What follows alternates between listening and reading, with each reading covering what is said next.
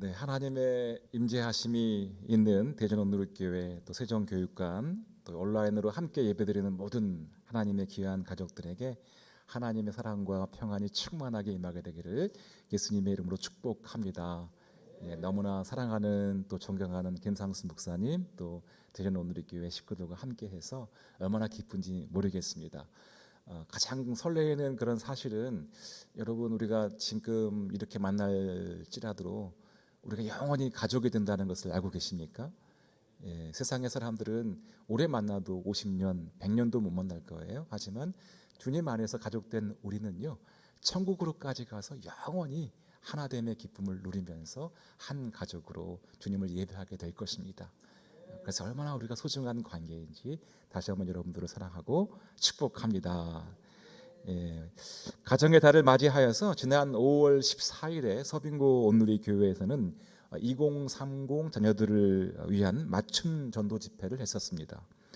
예수님 믿는 부모님들이 지금 예수님 믿지 않는 2030 자녀들의 구원을 위해서 애타는 심정으로 잔치를 마련하였죠. 제가 이 집회를 섬기면서 바라보았던 큰 은혜가 있었는데 그것은 그 자녀들을 향하신 부모님들의 사랑이었습니다. 아이가 회사를 마치고 온다고 약속을 했는데 6시 반이 됐는데 접수할 시간이 지금 다 지나가고 있는데 아이가 오지 않자 버스 정류장 앞에서 기다리면서 발을 동동 구르시는 어머니들이 그 모습들을 제가 보면서 얼마나 마음이 아팠는지 모릅니다. 또 아이가 겨우 교회 주차장까지는 왔는데 차에서 안 내립니다. 그래서 엄마가 차 밖에 나와서 눈물을 이렇게 흘리면서 기도하는 그 모습. 또 그 아이가 어렵게 로비까지 갔어요. 근데 로비에 가는데 아이는 계속 씩씩거리면서 나를 왜 이런 데 데리고 왔냐고 막 못마땅한 표정을 짓고 있는데 그 못마땅한 표정을 짓고 있는 아이를 향하여서 그 아이를 달래기 위해서 안절부절 못하시는 그 어머니의 그 모습을 보면서 참 너무하다 라고 하는 생각과 함께 저 부모님의 그 생각, 그 마음, 그 사랑이 얼마나 위대한가 생각해 보았습니다. 예수님 믿지 않고 지옥 가면 그 자녀 본인이 손해 아닙니까? 그 아이가 예수님 믿지 않으면 그 아이만 더 나쁘게 되는 것인데 왜 부모님이 더 그것에 대해서 아파하고 힘들어해야 할까요? 자녀가 뭔가 잘못하면요, 실수하면 자녀가 책임지면 그만이잖아요. 그런데 부모님들이 그렇지 않습니다. 부모님이 더 아파요, 더 힘들어요. 아니 왜 자녀의 일, 부모님 하지 않은 그 자녀의 일 때문에 부모님이 그렇게 마음을 졸여야 하고 그렇게 아파해야 할까요? 왜냐하면 가족은 원래 하나이기 때문에 그렇습니다. 부모님과 자녀는 원래 하나이기 때문에 그렇습니다. 모든 자녀는 부모님으로부터 나왔어요. 어머니의 태에서 어머니와 자녀가 한 몸으로 있었습니다. 한 사람도 예외 없이 하나님께서는 어머니의 태를 통해서만 인간이 이 세상에 올 수 있도록 그렇게 설계하셨습니다. 자, 그래서 인간은요, 생명으로 잉태된 순간 그때부터 어머니와의 한 몸됨을 배워요. 어머니의 뱃속에 있었잖아요. 같이 함께 하나됨으로 있었잖아요. 곧 인간은 처음부터 하나됨을 배우는 거죠. 가족의 하나됨을 배우는 거예요. 그래서 가족의 아픔은 나의 아픔이 됩니다. 또 가족의 기쁨은 나의 기쁨이 되는 것이죠. 자녀가 상이라도 받으면 내가 받는 것처럼 기쁜 거예요. 여러분 아이를 낳고 그 아이가 뒤집기를 할 때, 그 아이가 걸을 때 그 아이가 걸었잖아요. 근데 엄마 아빠가 감격하죠. 감동스러워하죠. 그 아이가 나이가 와서 활짝 웃어주면 그 아이가 웃은 것인데 엄마 아빠가 더 행복하죠. 그 아이가 내 품에 와서 와락 안기면 와, 이것보다 더 좋은 것은 없어요. 이 하나됨의 기쁨과 감격보다 더 좋은 것은 없어요. 춤을 추듯이 기쁜 거예요. 왜냐하면 가족은 처음부터 하나였기 때문이에요. 자, 그런데 이 하나됨의 기쁨을 누려야 할 가족이 에덴 동산에서부터 분열되었습니다. 사탄의 분열 공격에 의해서 분열되었고 역사상 지금까지 수없이 많은 가정들이 이 분열의 고통을 겪고 있습니다. 최근에 조사를 살펴보니까요, 우리나라에서 최근 결혼하는 가정의 절반 정도가 이혼을 하고 있어요. 2022년 통계를 보니까 19만 1690쌍이 2022년도에 결혼했는데 2년이 지나지 않아서 그중에 9만 3,232쌍이 이혼을 합니다. 그러니까 결혼 이후에 1, 2년 안에 이혼하는 그런 가정이 절반 정도가 되었다는 것이죠. 저희 교회 이혼자들을 위한 그런 스쿨도 있습니다만은 20세기에는 그 스쿨이 상당히 특별한 사역이었어요. 그런데 지금은 이혼이 너무나 보편화된 그런 사회가 되어버린 정말로 끔찍한 아픔의 시대가 되어버렸습니다. 자, 그런데 이런 가정의 고통, 가정의 아픔, 이런 분열의 고통은 예수님 당시에도 동일하게 존재했다는 것이죠. 자, 오늘 본문을 보십시오. 19장 3절 4절에 보시면 바리새인들, 하나님을 예배하는 제사장들이잖아요. 그들이 감히 예수님께 이혼에 대해서 질문하고 있습니다. 같이 한번 읽어보겠습니다. 시작. 바리새파 사람들이 다가와 예수를 시험하려고 물었습니다. 이유가 된다면 사람이 그의 아내를 버리는 것이 적법한 것입니까? 예수께서 대답하셨습니다. 너희는 사람을 창조하신 분이 처음에 남자와 여자로 지으셨다. 네, 바리새인들이 예수님을 감히 시험하기 위해서 질문을 하는데요. 이 이혼에 대한 질문의 내용이 충격적입니다. 아내를 버려도 됩니까? 예수님이 이혼해도 됩니까? 이런 정도가 아니라 아내를 버려도 되냐? 아니 무슨 아내가 물건입니까? 이 질문은 상당히 남성 우월적인 표현이고 불평등한 그런 질문이지 않습니까? 나쁜 질문이에요. 이에 대해서 예수님께서 남자 여자는 처음부터 상호간에 평등하다라고 선언하시죠. 너희는 사람을 창조하신 분이 처음에 남자와 여자로 지으셨다라고 하는 말씀을 인용하십니다. 처음부터, 태초부터 원래 하나님께서는 남자와 여자로 동등하게 창조하셨다라고 말씀하시는 것이죠. 남자가 우월하니까 여자를 버리시더라고 하는 그런 생각은 근본부터 잘못된 생각이더라고 지적하고 있는 것이죠. 여러분, 여기서 예수님께서 처음에라고 말씀하신 이 단어를 우리는 주목해야 합니다.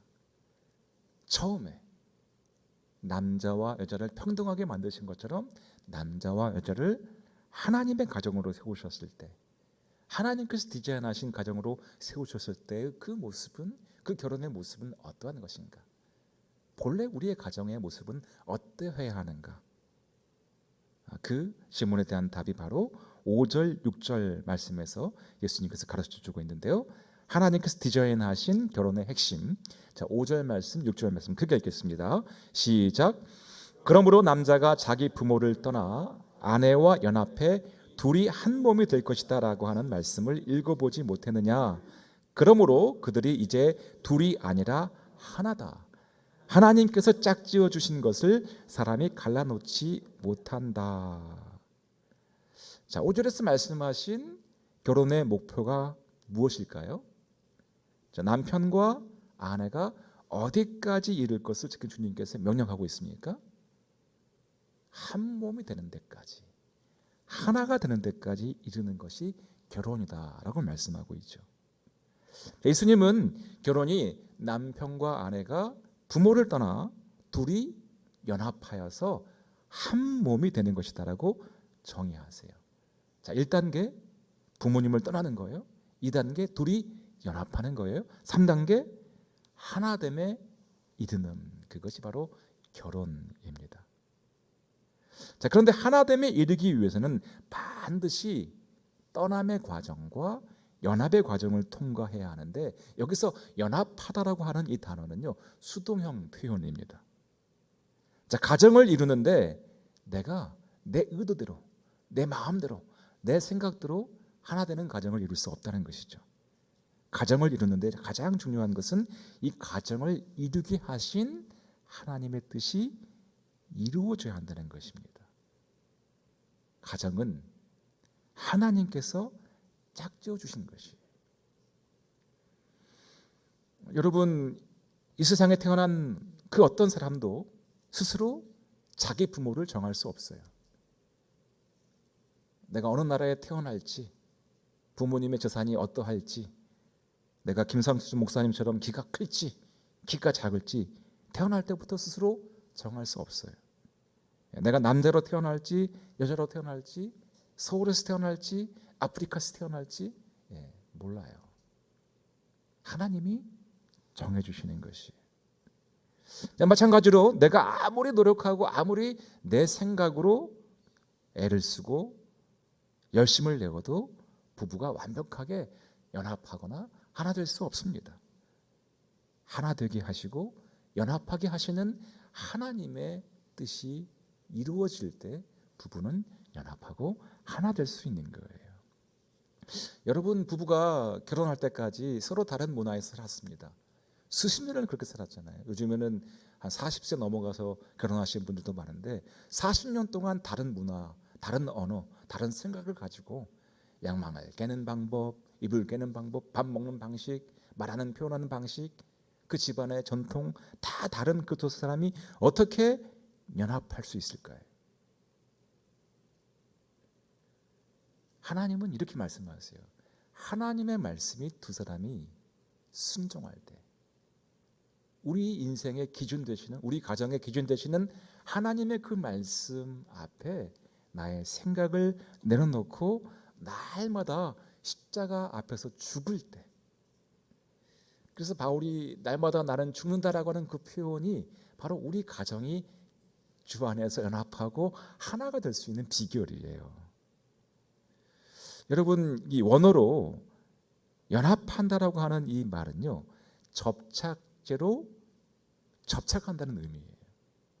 그래서 서로 다른 것이 두 가지가 함께 접착할 때 가장 중요한 것이 뭘까요? 이 접착하는 이 면에 불순물이 있으면 접착이 되지 않습니다. 저도 조깅을 열심히 하는데 신발을 신고 조깅을 하잖아요. 근데 발바닥하고 신발이 하나가 되지 못하고 그 사이에 돌멩이 조그마한 것 하나만 있어도요, 얼마나 불편한지 신발을 벗고 그 불순물을 제거해야지만이 다시 신발과 제 발바닥이 하나가 되어서 걸을 수 있고 뛸 수 있게 되는 것입니다. 남편과 아내 사이에 불순물이 들어가지 않을 수 있는 방법은 무엇입니까? 부모와 자녀 사이에 불순물을 제거할 수 있는 방법은 무엇입니까? 다른 방법은 없어요. 오직 하나님의 말씀이 기준되는 것입니다. 말씀의 기준을 삼아서 지속적으로 훈련하고 연습하는 것이 참 중요해요. 예배로 응용해 보면요, 여러분, 예배는 하나님의 인재를 경험하는 시간이잖아요. 그분과 만나는 시간이잖아요. 그 예배를 방해하는 것은 뭡니까? 하나님과 우리 사이에 불순물이 있으면 예배가 방해되는 것이죠. 그래서 우리 신앙의 선배들은 하나님의 인재를 연습한다는 표현을 썼어요. 좋은 예배자들은 하나님 앞에 그 임재를 위해서 지속적으로 훈련하고 연습을 해왔다는 것이죠. 거룩의 연습을 해야 돼요. 기도의 연습을 해야 돼요. 음악적인 연습도 중요한데 그 음악을 하면서 어떻게 하나님과의 입맞춤을 누릴 수 있을지, 주님이 내 안에 내가 주님 안에 거하게 될지에 대한 연습을 계속해야 되는 거예요. 그래서 오늘 연습을 좀 해보겠습니다. 실습을 해보겠는데 지금 아마 손 한번 들어보시면 좋겠는데, 부부가 같이 오신 분 손 들어보세요. 손. 부부가 같이 오신 분, 많이 오셨어요. 자, 부부가 같이 오신 분도 있고 또 영원한 가족, 주님 안에서의 영원한 가족들이 바로 좌우에 계시는데요. 우리 인생에 두 가지 종류의 가족이 있어요. 하나님께서 혈육의 관계로 우선적인 하나됨을 경험할 수 있게 하신 그 가족이 있어요. 그런데 예수 그리스도의 보혈로 하나가 된 천국에까지 가서 영원히 하나가 될 또 주 안에서의 가족이 있어요. 혈육의 가족이 있고 주님 안에서의 가족이 있죠. 그래서 이곳에 계신 분들은 다 또한 가족이라고 할 수 있습니다. 주께서 말씀하시기를 누구든지 아버지의 뜻대로 하는 자가 내 형제요 자매요 어머니라 그랬어요. 우리 모두가 다 하나님 뜻대로 하잖아요. 아침에 시작할 때 주의 말씀을 묵상하고 그 말씀을 하루 종일 묵상하면서 그 말씀에 순종하는 주님의 뜻대로 하는 사람들이잖아요. 우리가 가족이에요. 주님이 그렇게 우리를 정의하셨죠. 그래서 한번 연습을 해야 합니다. 가족도 예배에서 제일 중요한 우리의 키워드는 연습 훈련이란 말이에요. 그렇지 않으면 좋은 가족이 안 됩니다. 좋은 예배가 되지 않아요. 자, 연습을 할 텐데 한번 서로 바라봐 주시기를 간절히 부탁드립니다. 저도 한국 사람이어서 유교 문화에 익숙해서 이런 거 하라고 하면 정말 싫어요. 나가고 싶을 정도로 싫어요. 근데 연습을 해야 돼요. 주께서 그렇게 하고 싶어 하시니까요. 자, 그래서 서로 한번 바라보시고 따뜻한 미소로 한번 바라보시고요. 진심을 담아서 3가지 말을 하겠는데요. 이렇게 말해주세요. 미안합니다. 고맙습니다. 사랑합니다. 한번 좌우에 계신 분들, 앞뒤에 계신 분들, 가능하면 가족들끼리 또 동성끼리 한번 이렇게 말해주시기 바랍니다. 자, 미안합니다. 고맙습니다. 사랑합니다. 우리나라에서 가장 정말 점잖으신 양반님들이 계신 동네에 와서 이런 거 시키니까 정말로 죄송한데요. 왜 이것을 시키냐면 연습이 중요하기 때문에 그래요. 연습해야 돼요. 여러분 집에 가서도 가족들끼리 연습을 하셔야 됩니다. 미안합니다. 구체적으로 뭐가 미안한지 말씀해 주세요. 우리 자매님에게, 형제님에게, 아이들에게 뭐가 미안한지 말해 주세요. 이 미안합니다, 고맙습니다, 사랑합니다는요, 가정을 세우는 하나님의 마음이에요. 이 고백을 통해서 하나님의 가정으로 세워줄 수 있는 좋은 연습이 됩니다. 집에 가서 가족들끼리 꼭 해보십시오. 처음에 많이 부끄러울 거예요. 지금 많이 쑥스럽죠. 그런데 여러분, 하나님의 말씀이 이것을 우리에게 권면하십니다.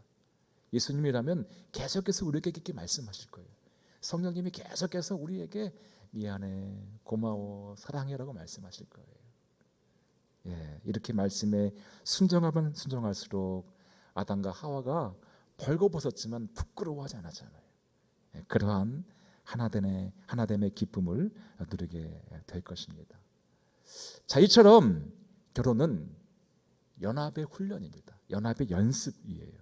그리고 이 연합의 연습을 통해서 결국 가족들이 하나됨에 이르는 것이 가정이에요.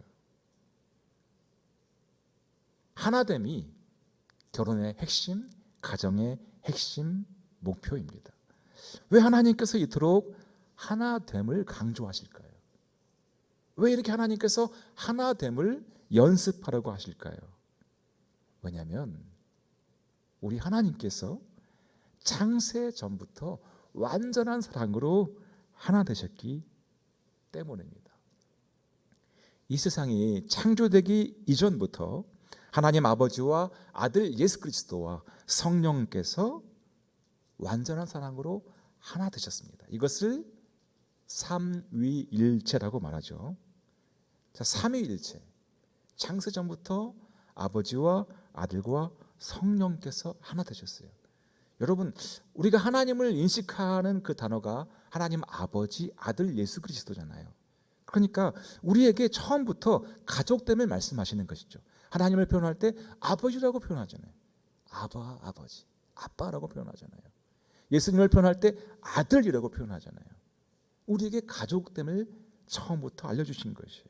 그래서 예수님께서 기도하실 때 항상 하나님을 뭐라고 불렀죠? 아버지라고 부른 거예요. 하나님을 멀리 계신 그런 분으로 표현하지 않았어요. 아빠라고 표현하는 것입니다. 딱 한 번 십자가에서 분열의 고통을 겪어야 되는 엘리 엘리 라마 사막다니, 나의 하나님이여 나의 하나님이여 어찌하여 나를 버리시나이까. 그 분열을 표현할 때 그때 하나님 아버지와 아들 예수 그리스도는 영원히 하나가 되신 삼위일체 하나님이신데 그 하나님이 분열을 해야 하는 그 고통을 표현하실 때 한 번을 제외하고는요, 예수님은 항상 하나님께 기도할 때, 그분을 부를 때 아빠라고 표현하신 거예요. 아버지. 자, 그래서 이 삼위일체의 결과, 하나님 아버지와 예수님과 성령님께서 완전한 사랑으로 하나 되신 결과로 창조된 존재가 바로 인간입니다. 그래서 인간이 하나님의 형상대로 창조되었다라고 하는 것은 하나님의 사랑의 그 모습으로, 사랑의 절정인 하나됨의 모습으로 인간이 창조되었다는 것을 의미하는 거예요. 여러분, 그래서 하나님이 인간을 사랑하사 인간과 하나가 되신 그 순간, 인간이 하나님을 사랑하고 하나님과 하나가 되는 그 순간을 우리는 예배라고 표현하는 것이죠. 그래서 인생의 목적이 뭐예요? 하나님을 예배하는 것인데, 인생의 목적은 다른 게 아니에요. 하나님을 사랑하고 그분과 하나가 되는 것이죠. 여러분, 예배라고 하는 말 자체가 하나님과 입을 맞춘다는 단어예요. 프로스퀴네오라고 하는 단어가, 프로스는 누구누구에게라는 단어이고 퀴네오라고 하는 단어는 키스를 한다는 단어거든요.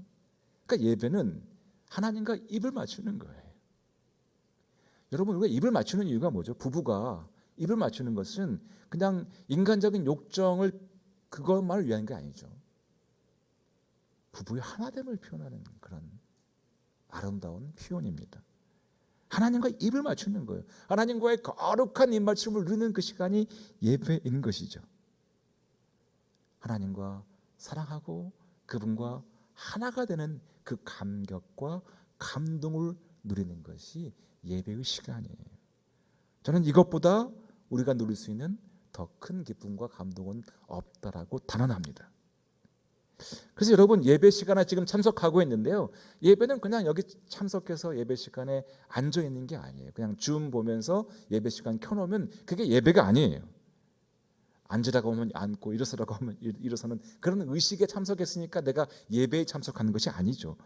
예배에서 제일 중요한 것은 무엇입니까? 그분과의 입맞춤을 누리는 거예요. 그분과 사랑을 누리는 거예요. 그래서 그분이 내 안에, 내가 그분 안에 거함으로 하나님과 내가 하나가 되는 거예요. 예, 우리 건반 하시는 귀한 분들이 계신데, 건반을 누를 때 정신없이 막 어려운 곡을 치다 보면 음악을 막 누른다고요. 음악을 표현한다고요. 그런데 그 궁극적인 목적은 그것이 하나님과의 하나됨이어야 한다는 것이죠. 앞에서 찬양을 하든 앉아서 찬양을 하든 뒤에서 자막을 하시든 뭘 하든지 그 예배적 행위를 하면서 그냥 일을 하는 것으로만 끝난다면 노동이죠. 그러나 그 노동을 넘어서, 그 섬김을 넘어서 하나님과의 하나됨으로 향하고 있다면 그것이 바로 진짜 예배입니다. 왜 밤을 새면서 기도할 수 있죠? 하나님과의 하나됨을 누릴 수 있기 때문이죠. 왜 그렇게 예배를 사모하고 예배 안에서 감동을 누리고 하나님을 갈망할 수 있죠? 하나님과의 하나됨의 가치를 알 때, 그분과의 입맞춤의 그 소중함을 알 때 우리는 예배를 위해서 모든 것을 내어드릴 수 있는 것이죠. 그래서 제가 26년 동안 오늘의 교회에서 예배 사역을 하면서 많은 예배팀들에게 예배에서 제일 중요한 것은 하나님과의 입맞춤이다라고 하는 이야기를 수도 없이 했습니다. 그런데 우리 성가대들이 항상 뭐 칸타타를 하든 예배 때 특순을 하고 저한테 질문하는 가장 많은 질문이 뭔지 아세요? 목사님, 우리 잘했어요.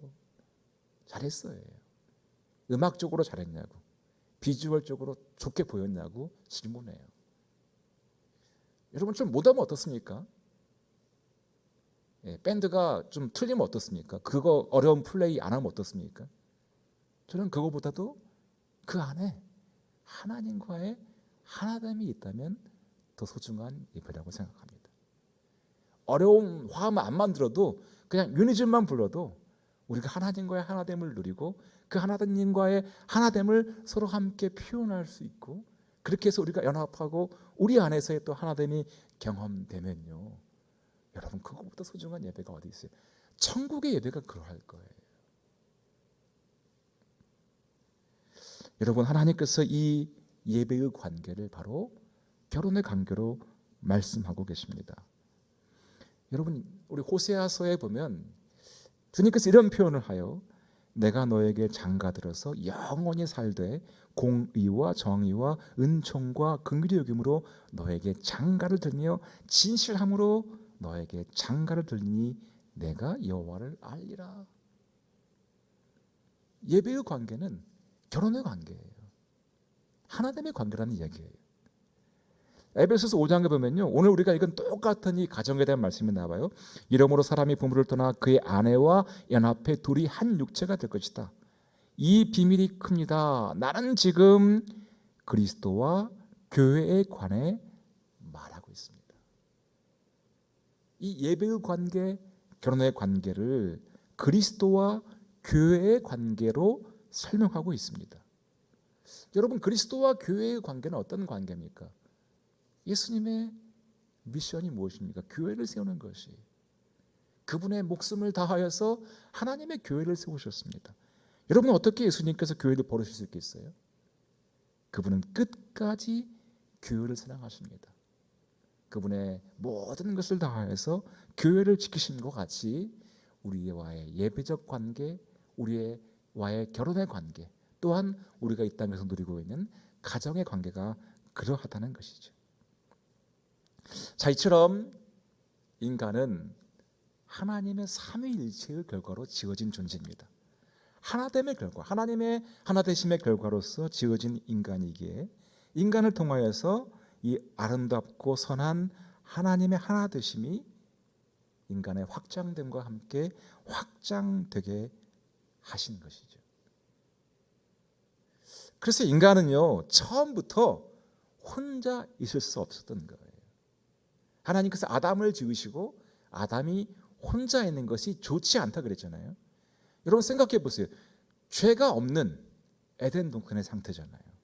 아니, 죄가 없으면 얼마나 좋습니까? 이 땅 인간의 세상에 죄만 없으면 얼마나 행복하겠어요. 죄가 없으면 천국이잖아요. 그런데 죄가 없는데도 좋지 않다고 말씀하신 한 가지가 있어요. 그게 뭐예요? 혼자 있는 거예요. 독처하는 거예요. 왜요? 인간은 처음부터 혼자 있을 수 없는 존재이기 때문인 것이죠. 자, 그래서 하나님께서는 아담의 갈비뼈로 하와를 창조하십니다. 그리고 하와를 친히 데려오셨어요. 우리 부부들이 함께 계신데요, 아내를, 남편을 그냥 어쩌다가 우연히 재수 없이 만난 게 아니에요. 하나님께서 친히 데려오신 거예요. 그리고 하나님께서 두 사람을 친히 짝지어 주신 거예요. 그래서 사람이 나눌 수 없는 거예요. 아담과 하와가 처음 만났을 때 아담이 하와를 보면서 한 유명한 말이 있죠. 뭐죠? 이는 내 뼈 중에 뼈요 내 살 중에 살이다 라고 말했습니다. 한번 따라 읽겠습니다. 이는 내 뼈 중에 뼈요 살 중에 살이라. 자, 이 말에는요 두 가지 의미가 있어요. 첫 번째, 너와 나는 하나이다예요. 인간이 지음받은 목적대로 하나 됩니다는 것이죠. 자, 내 뼈와 너의 뼈가 따로따로 있는 것이 아니라 내 뼈가 곧 하와가 되었잖아요. 너가 되었잖아요. 그러므로 너와 나는 하나이다는 것이죠. 저는 한국 민족을 하나님께서 특별히 사랑하셔서 택하셨다라고 생각합니다. 한국 사람들은 남편이 아내를 부를 때 뭐라고 부르죠? 아내가 남편을 부를 때 아주 좋은 말이 있어요. 가장 성경적인 표현, 자기야. 자기야라고 불러요. 여러분, 이 자기야라고 하는 표현을 잘 생각해 보세요. 자기는 누구죠? myself잖아요. 나잖아요. 근데 아내를 향해서 자기야, 남편을 향해서 자기야라고 부른다고요. 왜요? 하나님께서 지으시기를 나는 너다, 너는 나다. 남편과 아내가 하나이기 때문에 자기야라고 부르는 그 표현은 정말로 성경적인 표현이에요. 여러분, 미국 사람들은 뭐라고 부르죠? 남편이 아내를 부를 때, 아내가 남편을 부를 때 보통 honey, darling, 좋은 표현들이에요. 그런데 제가 봤을 때는 자기야보다 탁월하지 않습니다. 자기야만큼 성경적인 부부 호칭이 없어요. 제가 지난주에 일본에 가서 설교하고 사역했는데 일본 사람들도 그런 개념이 없는 거예요. 한국 사람에게만 이 자기야라는 표현. 우리는 정말 이 하나님께서 참 선택하셔서 이 부부 호칭을, 이런 아름다운 호칭을 갖게 된 것이죠. 그래서 또 연습을 해보겠습니다. 부부 관계에 계신 분들은, 자, 부부들 손 들어보세요. 예, 부부들, 사랑하는 귀한 부부들, 자, 남편에게 아내에게 한번 이야기해 주십시오. 자기야, 자기야라고 불러주세요. 예, 연습을 해야 돼요. 연습을. 저도 절대로 안 합니다. 예, 저에게 말씀하시는 것은 연습하라는 거예요. 훈련하라는 것이죠. 주의 말씀이 가르치시는 그 가르침의 기준대로 연습하지 않으면, 훈련하지 않으면요, 계속해서 성경적인 가족이 세워지지 않을 거예요. 그러나 연습하고 말씀 앞에 나를 순종하고 또 훈련하면 아름다운 하나님의 가정으로 세워질 것입니다. 자, 이는 내 뼈 중에 뼈요 살 중에 살이라. 첫 번째 의미는 너와 나는 하나이다. 내가 너이다, 너가 나이다는 표현입니다. 자, 두 번째 이 말의 의미는요, 너는 나의 최고이다는 표현이에요. 너는 나의 최고이다. 여러분, 우리 몸에 살이 얼마나 많습니까? 우리 몸에 뼈가 얼마나 많아요? 그 많은 살 중에서 최고가 누구예요? 아내인 거예요. 그 많은 뼈 가운데 가장 탁월한 최고의 뼈가 누구예요? 남편이에요. 자, 그래서 이 고백의 의미는 영어로 You are my best예요. 당신이 최고라는 것이죠. 여러분, 부부가 어떤 말을 들을 때 가장 행복할까요? 당신이 최고다라고 하는 말을 들을 때 행복한 거예요. 그래서 하나님께서 나와 하나 되게 하신 남편, 아내는 짝퉁으로 주신 게 아니에요. 진품인 거예요. 명품인 거예요. 베스트 오브 베스트로 주어주신 거예요. 자, 이 두 가지 의미는 결국 하나됨의 의미와 칭찬의 고백을 담고 있죠. 인간이 처음으로 한 고백, 죄가 없는 상태에서 내뱉은 첫 번째 고백의 의미는 바로 하나됨과 칭찬이에요. 우리의 말로 뭘 해야 되겠어요? 하나됨을 표현해야 돼요. 사랑을 표현해야 되는 것이죠. 우리의 입으로 뭘 해야 되겠습니까? 칭찬해야 되는 거예요. 여러분, 그것이 내가 살고 가정에 살 수 있는 방법입니다. 우리의 입술로 하나됨과 칭찬의 고백이 가득하게 되기를 주님의 이름으로 축복합니다. 예, 그래서 이처럼 인간은 처음부터 하나님의 그 완전한 사랑으로 하나가 되는 기쁨, 그 복을 누렸습니다.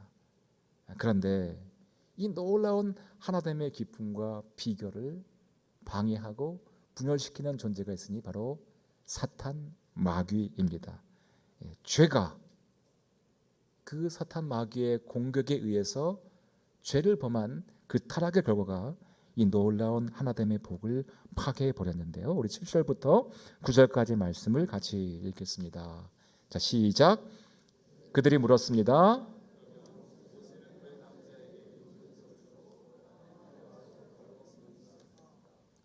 예수께서 대답하셨습니다. 모세가 이혼을 허락한 것은 너희 마음이 완악하기 때문이다. 그러나 원래는 그렇지 않았다. 내가 너희에게 말한다. 누구든지 음행한 경우를 제외하고는 아내와 이혼하고 다른 여자와 결혼하는 사람은 간음하는 것이다. 왜 이렇게 사람들이 결혼할 때 간음하고 음행하는 이런 일들이 많습니까? 왜 이렇게 사람들이 이혼을 주장하고 우리의 마음이 그렇게 완악해졌습니까? 지금 예수님께서 가정에 대해서, 결혼에 대해서 이렇게 명쾌하게 하나님의 말씀을 인용해서 말씀해 주셨지만 여전히 바리새인들은, 제사장들인데 예배를 섬기도록 부름받은 그들이 예수님을 대적하기 위한 이혼을 고집하고 있어요. 이런 완악한 마음을 갖고 있는 것이죠. 이 모세의 시대는 여성들이 절대적인 약자였습니다. 스스로의 힘으로 생계를 유지할 수 없는 약자였기 때문에 이혼당한 여성도 다시 합법적으로 결혼할 수 있도록 율법이 이혼 증서를 써주라고 여성들을 보호하기 위해서 선한 의도로 그렇게 말씀을 주셨어요. 그런데 사람들은 하나님의 선함을 악으로 바꿔버렸어요.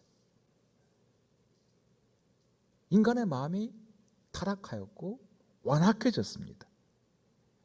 왜 하나됨을 위해서 창조되었고 칭찬하는 말을 하도록 지음받은 인간이 이렇게 완악하고 분열을 선동하는 나쁜 인간이 되었을까요? 그 모든 것이 바로 사단의 공격 때문이죠. 이 사단은 하나됨을 깨트리는 자들입니다.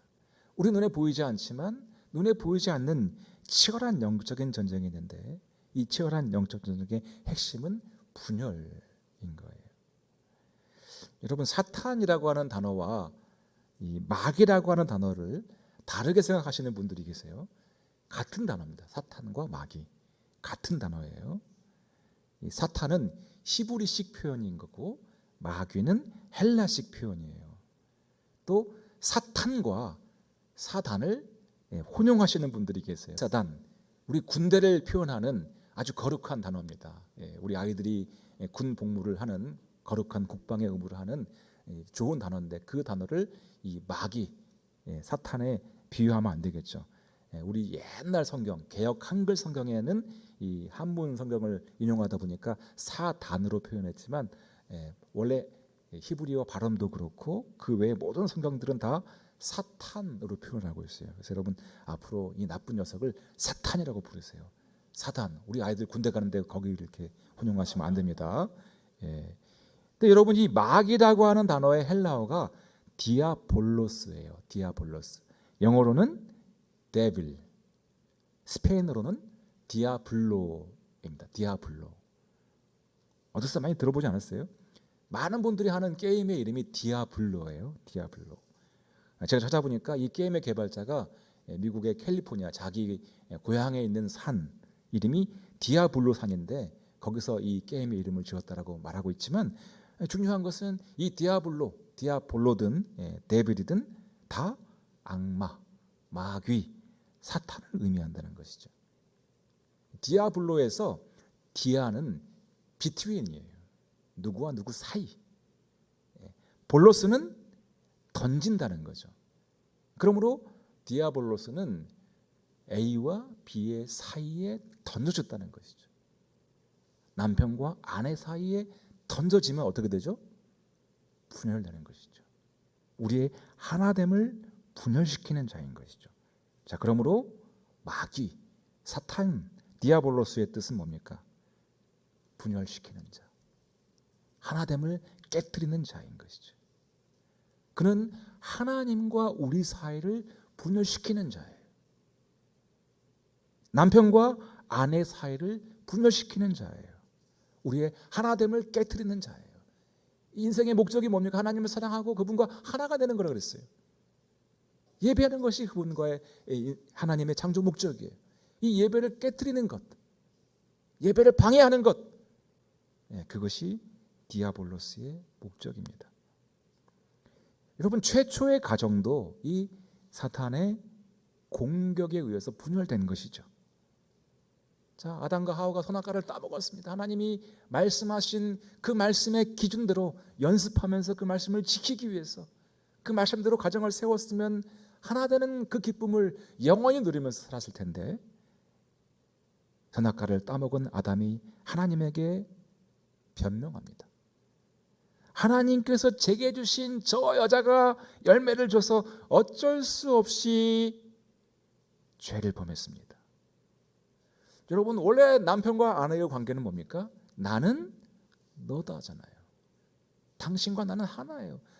아내가 실수를 했으면 주님, 이 아내가 조금 실수를 해서 잘못을 했는데 제가 벌을 받겠습니다. 제가 잘못하는 것입니다. 제가 책임입니다. 라고 말하는 그것이 원래 남편과 아내의 관계인 것이죠. 그런데 나와 너가 하나이다라고 하는 이 고백을 했던 아담의 고백은 이제 어떻게 바뀝니까? 너는 너고 나는 나다로 바뀐 거예요. 이 시프트가 바로 타락입니다. 너는 너고 나는 나다. 하나됨의 고백이 이기적인 고백으로 바뀌어 버린 것이죠. 자, 원래 부부의 고백은 뭐죠? You are my best. 너가 최고이다. 내가 최고이다. 나만 최고이도 나만 최고이다. 내 말만 들어라 라고 말하는 그 말은 디아블로스적인 표현일 때가 많은 거예요. 그렇게 하면 안 되는 것이죠. 당신이 최고입니다. 형제님의 말이 더 좋습니다. 높여주고 칭찬하는 그 나라가 하나님의 나라인 것입니다. 자, 완전한 사랑으로 하나가 되도록 창조된 가정이 이제 분열되었어요. 그리고 서로 칭찬하고 하나됨을 표현되는 그 가정이 저주하는 가정으로 변모하게 되었습니다. 그러므로 그때부터 지금까지 이 세상은 이기심으로 치열하게 경쟁하는 경쟁터가 되어버린 것이죠. 여러분, 왜 국가와 국가 간 사이에 전쟁이 있습니까? 이기심과 이기심이 부딪히니까 그런 거예요. 왜 이혼을 하죠? 많은 이유가 있어요. 그러니까 이혼의 케이스도 조금 다르게 볼 수 있어요. 상담을 해보면 이혼을 해야만 하는 상황이 있을 수 있어요. 그러나 일반적인 이혼의 사유는 대체로 이기심이에요. 내가 더 높다. 이기심과 이기심이 싸우니 하나가 될 수 없는 것이죠. 가족들끼리도 그렇게 싸우고 경쟁하고, 명절에 친정집에 먼저 가야 됩니까? 시댁에 먼저 가야 됩니까? 라고 싸우죠. 부모님에게, 친정 부모님에게 얼마 줬는데 시부모님에게 얼마 줬으면 그거 가지고 또 비교하잖아요. 왜 이렇게 사람 사는 세상에 이렇게 불행이 있고 고통이 있고 분열이 있고 상처가 있고 원망이 있습니까? 타락의 결과인 거예요. 디아블로스의 공격을 받은 인간이 타락한 결과 하나님과 분리되고 가족이 분리되고 이웃과 분열되었기 때문에 이러한 고통이 우리 가운데 펼쳐진 것이죠. 그러나 우리와 영원히 하나 되기 원하시는 하나님께서 우리에게 살 길을 허락하셨으니 바로 그분의 이름이 예수 그리스도이십니다. 우리 에베소서 2장 14절 15절 말씀을 그렇게 읽겠습니다. 에베소서 2장 14절 말씀 15절 말씀 시작. 그는 우리의 화평이시니 자기의 육체로 둘을 하나로 만드시는 분이십니다. 그분은 중간에 막힌 담 곧 원수된 것을 헐어내셨고 조문으로 된 계명의 율법을 피하셨습니다. 여기까지만 읽죠. 여러분, 하나님과 우리 사이에 둘로 나뉘었던 그것을, 그 막힌 담을 이제 그분의 십자가의 보혈의 공로로, 그분의 십자가의 대속으로 감당하심으로 헐어내신 것이에요. 그래서 그분은 우리의 화평이 되셨습니다.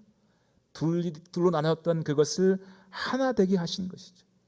하나됨의 길을 예수 그리스도의 십자가가 열어준 거예요. 십자가 때문에 우리는 다시 하나님과 하나가 될 수 있게 되었습니다. 십자가를 통해서 다시 부부가 온전한 사랑으로 하나가 될 수 있게 되었어요. 십자가를 통해서 우리가 다시 성도의 교제 안에서 온전한 하나됨을 누릴 수 있고, 십자가를 통해서 나라와 나라가, 이웃과 이웃이 하나 될 수 있게 되는 것이죠. 그러나 오늘도 우리의 하나됨을 깨트리려는 사탄의 공격이 있습니다. 에덴 동산에서 가장 먼저 가정의 하나됨을 깨트렸던, 공격하여서 깨트렸던 이 사탄의 공격이 오늘도 우리의 가정에 펼쳐지고 있는 것이죠. 가정은 가장 치열한 영적인 전쟁터예요. 자, 그래서 이 영적 전쟁을 이야기하는 성경의 구절 가운데 가장 유명한 구절이 에베소서 6장이잖아요. 근데 이 에베소서 6장 앞에 뭐가 나오는지 아세요? 가정에 대한 하나님의 말씀이 선포되고 그 이후에 6장의 말씀이 나오고 있는 것이죠. 자, 에베소서 5장부터 한번 읽어보겠는데 5장 22절 말씀 한번 띄워주시겠습니까? 자, 시작. 아내들이여 남편에게 복종하기를 주께 순종하듯 하십시오. 자, 에베소서 5장 25절. 자, 시작. 남편들이여 아내 사랑하기를 그리스도께서 교회를 사랑하시고 교회를 위해 자신을 내어주신 것 같이 하십시오. 자, 에베소서 6장 1절 말씀. 에베소서 6장 1절 시작. 자녀들이여 주 안에서 부모에게 순종하십시오. 이것이 옳은 일입니다. 자, 에베소서 6장 4절 말씀. 자, 시작. 아버지들이여 여러분의 자녀들을 노엽게 하지 말고 주의 교훈과 말씀 양육하십시오. 자, 이것이 하나님의 가정을 세우는 하나님의 말씀입니다. 사단은 가정을 세우는 이 말씀들을 지키지 못하도록 끊임없이 우리를 공격하고 있는 것이죠. 우리의 생각과 마음에 유혹을 주고 비교함을 주고 조급하게 하고 방해함으로써 우리의 가정을 분열시키는 거예요. 이처럼 가정은 가장 치열한 하나님의 이 분열이 있는 가장 치열한 영적 전쟁터이기 때문에 자, 5장에서 이런 가정에 대한 가르침을 충분히 말씀해 주신 이후에 이 6장에서 이 마귀의 계략, 우리 하나됨을 깨뜨리려고 하는 이 마귀의 계략에 대항하도록 영적인 전쟁을 가르치고 있는 것이죠. 자, 6장 11절 말씀 에베소서 같이 읽어보겠습니다. 시작.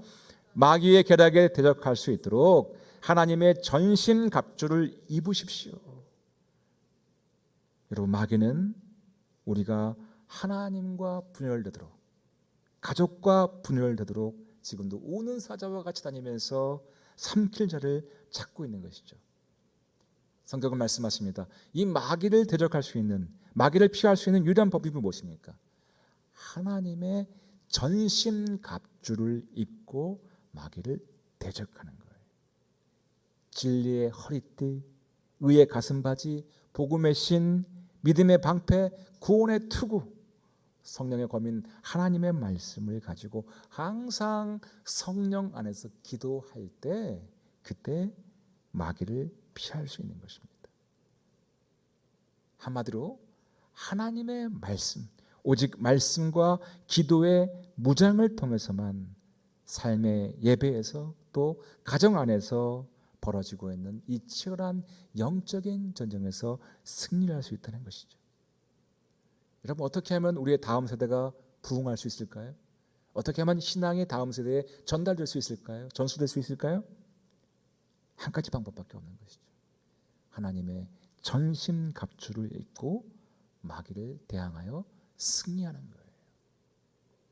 이기는 자가 되십시오. 정신을 차리고 깨어서 하나님 말씀으로 무장하고 항상 성령 안에서 기도해야 하는 것입니다. 그래서 예수님께서 십자가를 지기 직전에 우리에게 유언처럼 하신 기도의 내용이 있습니다. 요한복음 17장 11절 말씀인데요. 같이 한번 읽어보도록 하겠습니다. 요한복음 17장 11절, 예수님의 마지막 유언적인 가르침, 그분의 간절한 호소입니다. 시작.